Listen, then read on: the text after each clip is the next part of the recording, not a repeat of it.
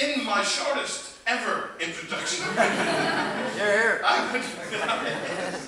I would now like to hand over to the people you have really come to hear this evening. The motion before the House is, this House believes that the relationship between Britain and France is indeed a dear conjunction, and it is with great pleasure that I would now like to give the floor to our Prime Minister from the Poype, from the Institut Polytechnique de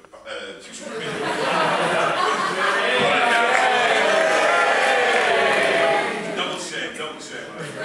Institut Politique de Paris, Mr. Sielecki.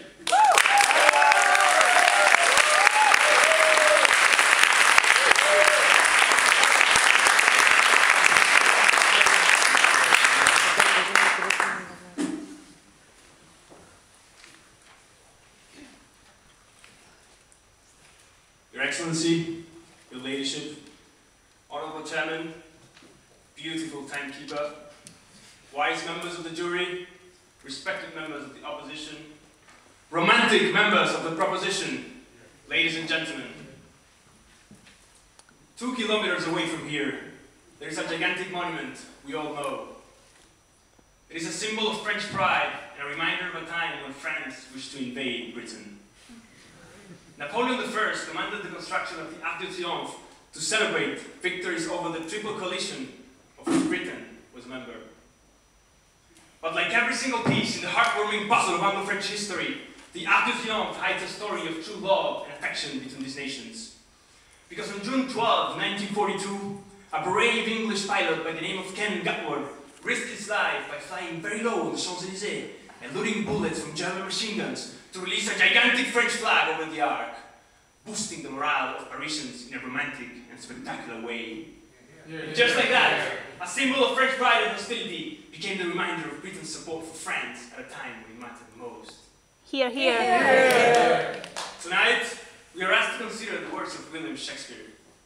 He used the expression dear conjunction to describe the marriage between a king of England and the French princess, the marriage between England and France. Hear, hear. Ladies and gentlemen, we define the dear conjunction as that precious marriage, and we will argue that esteem, affection, and mutual need prevail no matter what. Hear, hear. Like in any good marriage, there are disagreements and even fights, but in the end, as with the Arc de Triomphe, affection prevails. Hear, hear. Wouldn't you say that the big gesture is just before divorce? You get a divorce when you don't need the other one. You get a divorce when you don't have affection for the other one. You get a divorce when you don't respect the other one. Thank you very much for the question.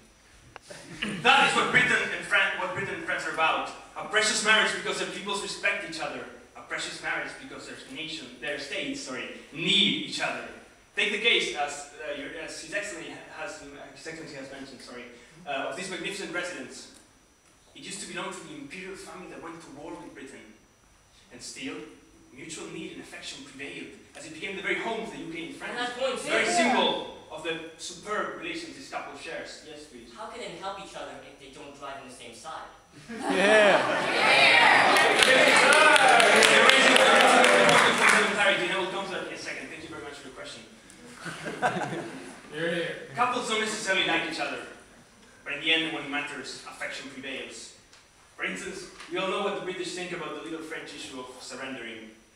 A British general once said that going to war without friends is like going hunting without a guitar. It works just fine. And yes, the British bombed the French Navy in 1940. But they also hosted Charles de Gaulle, empowered the French resistance, and landed in Normandy, giving their lives to liberate France. Hear, hear. And it was also the British, in the person of the great Winston Churchill, who pushed so that France would remain a big power at the Yalta Conference in 1945. Because underneath it all, at a deep and substantial level, Britain wants its French spouse to be healthy and strong. Hear, hear. Just like France wants the best for Britain, and that affection proves strong when it really makes a difference. In 1982, during the Falklands War, Mitterrand gave Thatcher the codes to deactivate French-made Argentine missiles, and that allowed Britain to win the war. Now, these spouses are very different from each other, as the honourable gentleman has mentioned, certainly, but that makes them complementary. How could the French understand what their own republic is about if there was no British monarchy to compare it with?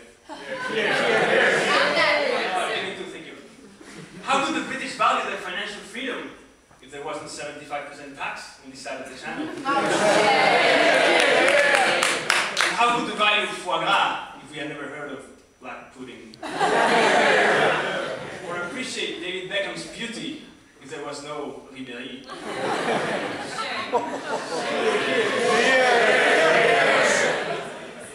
My colleagues in the government will further develop the story of affection and mutual need of this beautiful couple. Anass will go deeper into the idea of complementarity that you care so much about. The lovely Paule will speak about affection through the common values they share and their similarities. John will remind us how much they need each other to survive. And our dear Canadian Jozef will wrap up the government's proposition. Ladies and gentlemen, from the city of Ben Nevis in northern Scotland to the Côte d'Azur, and from Buckingham Palace to the Élysée, we want to acknowledge tonight how much this precious matrimony has given humanity. Hear, hear, hear. Some of its children are freedom, European peace, Canada, the Concorde jet, and of course the French Debating Association. Hear, hear.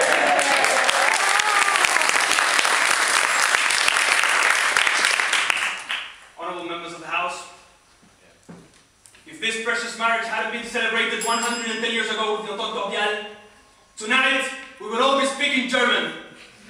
Oh, shit. This precious marriage does not survive in the future. Both Britain and France will become weak, incapable of defending values like freedom and democracy against emerging powers that are colossal and reckless. That would be a loss of France, a loss of Britain, but ultimately, and most of all, an irrevocable loss for all of mankind. Hear, hear. For all these reasons, not only I ask, not only I demand, but I urge you in the name of history and the future, of strength and identity, of peace and prosperity, that you support the government proposition. Thank you very much for your time.